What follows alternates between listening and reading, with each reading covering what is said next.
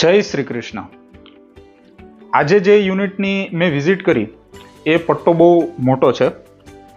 હવે એની અંદર જે પાર્ટીશનની જે કોસ્ટ છે એ લગભગ 3.5-4 લાખ જેટલી થઈ જતી હતી. હવે આ તમે વિડીયો જુઓ, આની અંદર એક બાજુ 20 ફૂટ અને બીજી બાજુ 20 ફૂટ, એમ ટોટલ 40 ફૂટનો ગાળો છે. અને જે એની જે લેન્થ છે એ લગભગ 65 ફૂટ કરતાં પણ વધારે છે. એક્ઝેક્ટ મને આંકડા યાદ નથી રહેતા, પણ આ તમે વિડીયો જુઓ. લાસ્ટમાં હું તમને એનું ડ્રોઈંગ બતાવીશ કે આનું પ્લાન ડ્રોઈંગ કેવી રીતના થાય.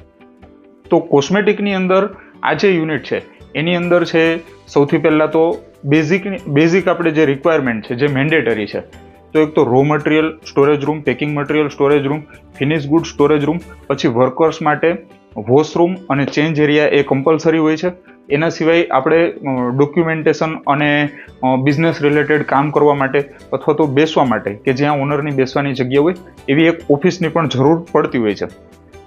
પ્લસ દરેક રૂમની એન્ટ્રી સેપરેટ રાખવી પડતી હોય છે, એટલે વચ્ચે એક પેસેજ રાખવો પડતો હોય છે. કાં તો પેસેજની બંને બાજુ રૂમ હોય અથવા તો સિંગલ સાઇડ પેસેજ હોય અને બીજી બાજુ રૂમ હોય. તો આ જે જગ્યા છે, આ જે શેડ છે, એના માટેનો સૌથી સુટેબલ ઓપ્શન એ જ છે કે એક સાઈડ આખી આપણે સ્પેસ ઓપન રાખી દઈએ અને બીજી બાજુ રૂમનું પાર્ટીશન થઈ જાય. હવે રૂમનું પાર્ટીશન થઈ જાય તો ઉપર આપણે વ્યવસ્થિત રીતના થોડુંક મજબૂત સ્ટ્રક્ચર બનાવીએ તો સેકન્ડરી પેકિંગ મટીરિયલ છે એનો આપણે ઉપર પણ સ્ટોરેજ કરી શકીએ છીએ. તો આ રીતના એનો પ્લાન છે. એની અંદર લાસ્ટમાં આપણે ચાલુ કરીએ તો એક બાજુ સોપ છે, એના પછી ક્રીમ છે, એના પછી ડેપિલેટરી પાવડર, અને જે 8 ફૂટની હાઇટ છે ત્યાં આપણે રો મટીરિયલ, પેકિંગ મટીરિયલ અને ફિનિશ ગુડ્સની વાત કરી. આ જે ભાઈ છે એ મારી જ એજના છે અને ઘણા ટાઈમથી બિઝનેસ કરવાની ઈચ્છા ધરાવતા હતા કે મારા માટે તમે યુનિટ વિઝિટ કરો અને મારા માટે તમે પ્લાન ડ્રોઈંગ કરો. હું એમને કહેતો હતો કે તમે શા માટે મને કોસ્ટ આપો છો, ત્યાં બેઠા બેઠા તમે નક્કી કરી દો.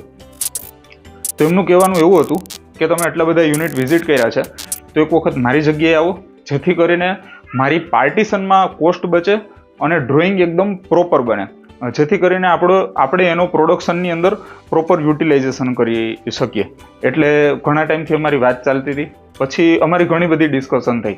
એમને પણ મને પૂછ્યું કે આ મેન્યુફેક્ચરિંગ જે યુનિટ છે એ બેનિફિશિયલ છે કે નથી, મેન્યુફેક્ચરિંગ કરવું જોઈએ, ટ્રેડિંગ કરવું જોઈએ, જે સામાન્ય વાતચીત થતી હોય એક કન્સલ્ટન્ટ અને એક બિઝનેસમેન વચ્ચેની આવી બધી ટોક થતી જ હોય.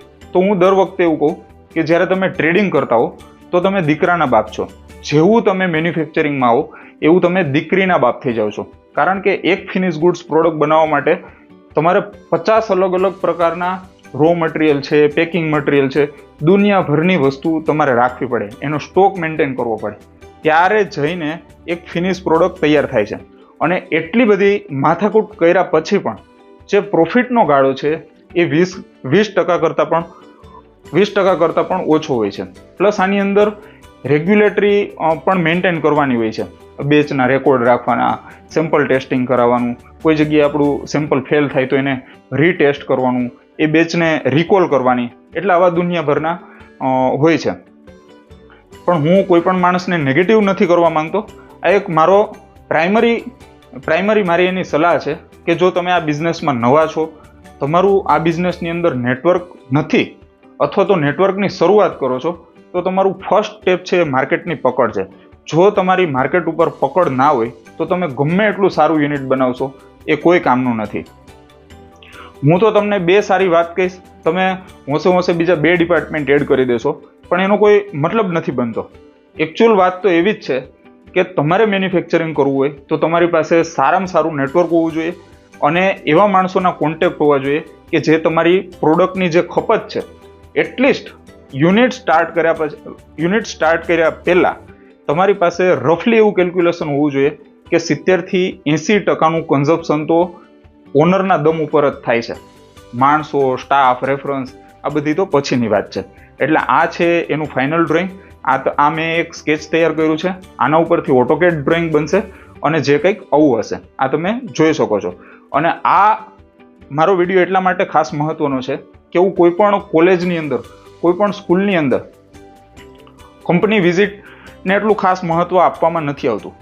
અને જ્યારે બાળકો કંપની વિઝિટ કરતા હોય, મારા ભાઈઓ જે પણ કંપની વિઝિટ કરતા હોય, એમની પ્રાયોરિટી એવી જ હોય કે એ ફરવા જાય અથવા તો કોઈના રેફરન્સથી કંપની વિઝિટનું સર્ટિફિકેટ લઈ આવે કે એની જે પણ ટ્રેનિંગનું છે એ સર્ટિફિકેટ લઈ આવે. તો તમે તમારી સ્કિલ સેટને ઇમ્પ્રૂવ નહીં કરો તો તમારી પાસે જે સોર્સ ઓફ ઇન્કમ છે અથવા તો તમારી જે જોબની જે કેપેસિટી છે એ લિમિટેડ ક્રાઇટેરિયાની અંદર બંધાઈ જાય છે. હું હંમેશા મારા મિત્રોને, મારા જુનિયર્સને એવી જ સલાહ આપું છું કે ભાઈ તમે રોજ ને રોજ તમારી સ્કિલ્સને ઇમ્પ્રૂવ કરો, જેથી કરીને તમને સારામાં સારા પૈસા મળે અને તમે સારામાં સારો પ્રોગ્રેસ કરી શકો. તો આજના મારા વિડીયોનો હેતુ એ જ હતો. ધ્યાનથી આ વિડીયો જોજો અને આની અંદર ઘણું બધું શીખવાનું છે, એને તમે સમજજો. Thank you.